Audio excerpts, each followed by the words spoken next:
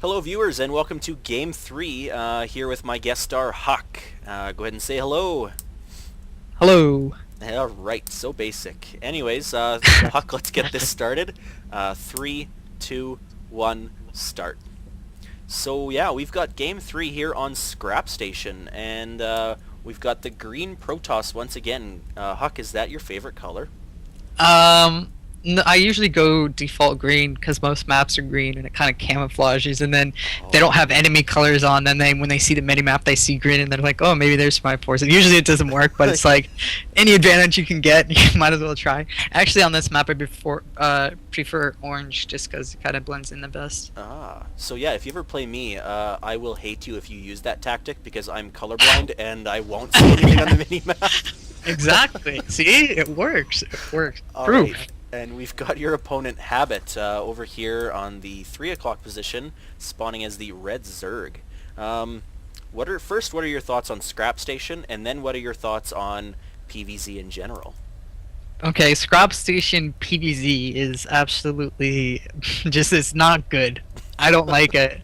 There's a lot of bad things that can happen. It's a really big map, which lets them expand pretty safely, and they can drone up pretty heavily. And then they have a for sure scout, so you can't really do too cheesy of a build against a good player because they can expand early, but their scout gets to your base early enough that if they don't see like a gateway or something, they're gonna know your cheese is coming, and they're gonna be able to adapt in time. Right. So it pretty much guarantees them a strong opening of an uncontested expo with a lot of drones. And you can't, like, the counter to that is getting, your own fast expo, Right. but you can't really do that well either on this map because you got, two entrances. Your ramp's really wide at your first, or if you try to block underneath, it's still really wide, and then you got these destructible rocks. It's a lot of bad stuff that I don't like PvZ on this map. For sure. Now, he's going 15 pool, 15 hatch. Are you aware of this, and do the numbers really make a difference? Like, if you would have went 14 hatch, 15 pool, would you have changed your gameplay style up a lot, or at this point does it really even matter? Well, I think his build order could have been, like you said, the reverse of that, where he gets the hatch sooner than the spawning pool. Right. That's what I would think most third players would do, just because, like I said, you got this like guaranteed expo, and if you're good enough, you can adapt to pretty much anything that Protoss sends to you the first few minutes, because you got this really easy Overlord scouting path. I don't know. Because I see this, I feel more confident in my build, which is kind of like a one base tech build as Protoss, which you can open up a lot of things. Like his Overlord's gonna have to leave sooner; it's gonna die. So basically, he sees you have two gases, your chrono boosting probes, and you're gonna tech to something. But whatever you tech to could be like a lot of. It could be DTS, it could be immortal drops, it could be early Colossus, it could be Phoenixes, Void Rays. There's just a lot of options, and because he doesn't have as strong of an economy as he should, because he did get an earlier pull than an Expo, I feel more confident in Right. my build. Oh, and you got 2 Zerglings in your base. Whoops.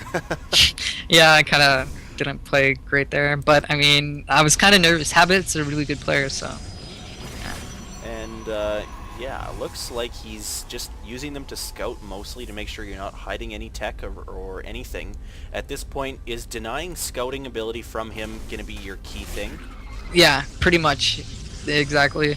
I mean, I make sure I kill that Zergling before I throw up my Stargate. I throw my Stargate kind of midish Yep. at my base, because if you build it, a lot of Protoss to build it right up against the right ledge, but to get like the Phoenix or Void Ray to their base ASAP. Yep. But good players are gonna scout that with their Overlords, and that's just gonna be all bad for you. Absolutely, yeah. Now, I'm going to ask you preemptively, what are your thoughts? Void Rays or the Phoenix? Are you just going to go Overlord hunting, or are you going to try to do a push? If this was pre-Void Ray nerf patch, I'd probably do Void Rays PvZ, but I really don't like Void Rays anymore. I'm gonna be completely honest. I mean, I get them sometimes, but I really don't like to. I'd rather go Phoenixes just because you can go Overlord. They're like Corsairs, basically. I mean, I don't like them as much as Corsairs, but they're pretty much the equivalent, Yep. and you can hunt drones too with them, so. So he just got some more lings out. He was working off no army at this point, and you were taking advantage of that by trying to kill an Overlord and killing a few drones.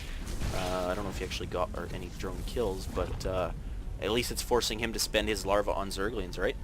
Yeah, exactly. You just want to make sure they're not getting too greedy. And I mean, I got like a few free units off that anyways, so it's not that bad. Is that kind of the main importance of harassing against Zerg, is to force them to spend larva on drones, or actually in this case, since you are going for Phoenix, you're obviously going to be taking out a lot of overlords. So he's going to have to spend a lot of larva on drones and ovies. Is that kind of the main importance? Yeah, you want to apply pressure to Zerg because, like you said, you can't let them drone up. But at the same time, you want to keep them guessing what you're doing. Like, I'm showing this early aggression, so now he's running through his mind, like, okay, what is he doing? Is he, like, 4 or 5 warp gating me right now? So he could, like, overcompensate and, like, make, like, 30 lings or something, right? And then he's, like, way behind instead of, you know, just coming out kind of even. Right. You just want to keep them on the back foot. You want to make sure they're not droning. You want to make sure they don't know exactly what you're doing. Like, I'm sure when he saw these 3 Phoenixes, he was like, oh shit, I didn't see that coming, basically. So... Yeah, I mean, he's got nothing to defend against that, but a few Hydras just popped out, I should say, and he's got a couple Queens. Are you afraid of a lot of Queens, or do they really not bother you? I would be more worried if I was going Void Rays, because Void Rays are kind of more all-in-ish. They're not as flexible as Phoenixes are. Phoenixes you can use all game to hunt drones. You know, you're gonna insta-gib drones, when Void Rays are kind of, you know, not as fast. They don't kill drones as fast because you got to kind of charge up, and they're just not as versatile as the Phoenix can be. I mean, you can use Phoenixes in main battles and lift off units. You can use them to harass drones. You can use them to kill overlords. They're just way more flexible. So Queens aren't as much as a worry when going Phoenixes. Yeah. Now, obviously, of course, the counter to Phoenix is a lot of Hydras because they don't really have much else. Obviously, Mutas are a bad idea, but the fact is that Hydras are light units, and Phoenixes are good against light, so it really isn't that good of a counter. Yeah, I mean, bang for buck, Hydralisk are going to win against Phoenixes all the time, but you can't really separate that much. I mean, you send like only 2 Hydralisks to fight 4 Phoenixes, you're losing every time. Even if you send like 4 Hydralisks against